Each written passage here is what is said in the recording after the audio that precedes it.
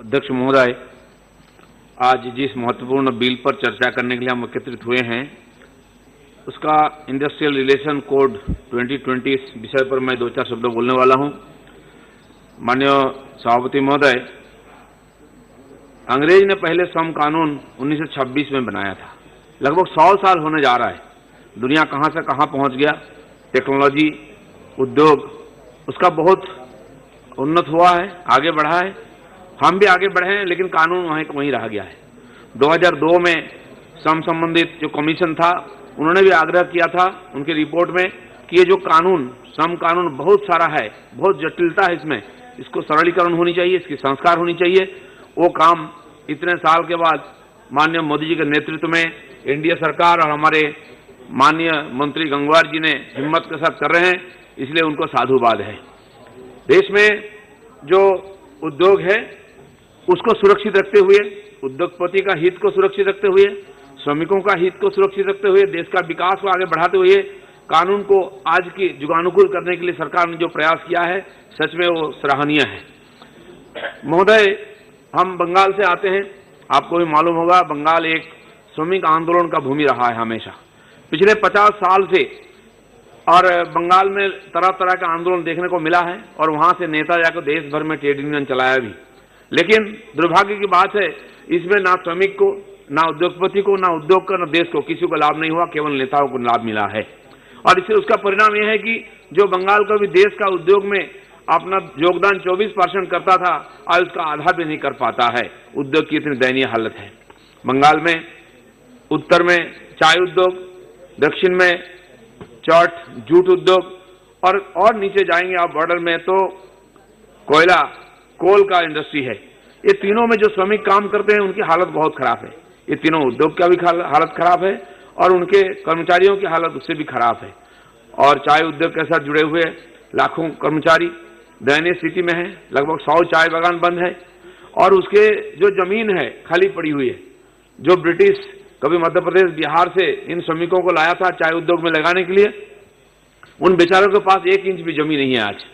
ना तो जमीन है, ना तो तनख्वाह ठीक से मिलता है, ना राशन मिलता है, ना मिनिमम वेजेस मिलता है।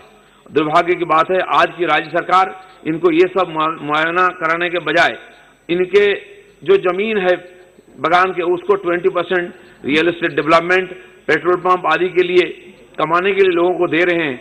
लेकिन 1 इंच जमीन भी श्रमिकों को नहीं है, इसलिए केंद्र सरकार की जो योजनाएं उसकी सुविधा नहीं मिलती है। आवास योजना का सुविधा भी उनको नहीं मिलता है। बड़ी दुर्भाग्यजनक बात है महोदय।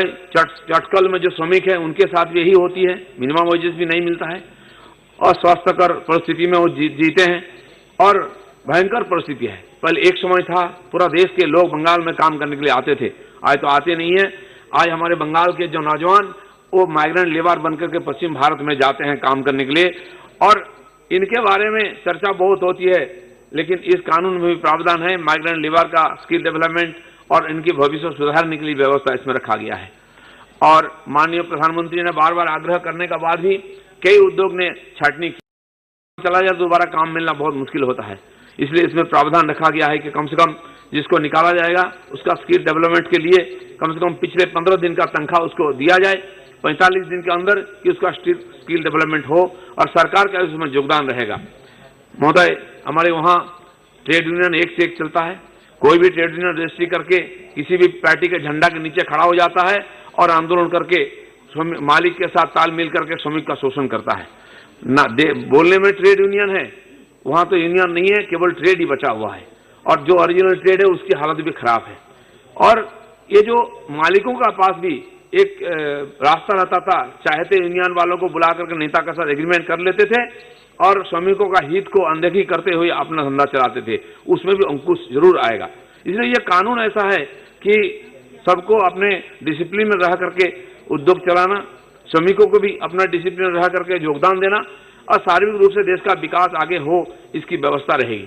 हम देखा है कई बार सुबह श्रमिक जाके देखता था फैक्ट्री का और गेट बंद है, ताला लटका हुआ है, लॉकआउट हो गया है, बेचारा रास्ते में आ जाता था। और उसी प्रकार ठीक उल्टा होता था, अच्छा चलने वाला कंपनी, बिजनेस, फैक्ट्री और किसी का बहकाव में आकर के श्रमिक और हड़ताल कर देते थे। अच्छा चलने वाला फैक्ट्री बंद हो जाता था, कच्चा माल खराब हो जाता था और मालिक नुकसान का सामना करना पड़ता था। लेकिन आज सरकार की इस कानून सुधार के कारण कम से कम 60 दिन पहले नोटिस देना पड़ेगा, चाहे श्रमिक हो चाहे मालिक हो। बिना नोटिस का कोई बंद भी नहीं कर सकता, किसी को छाटनी भी नहीं कर सकता और कोई काम भी नहीं बंद कर सकता। मुझे लगता है कि ये जो ऐतिहासिक कानून है, ऐतिहासिक पदक्षेप है, इसके कारण आगे चल करके हमारा उद्योग सुधरेगा, मजबूत होगा, श्रमिकों का भविष्य सुरक्षित होगा और देश का जो तेजी से तरक्की हो रही, विकास हो रही, वो भी बरकरार रहेगा। महोदय, यहाँ छोटे बड़े सब उद्योगों में श्रमिकों का ख्याल रखा गया है।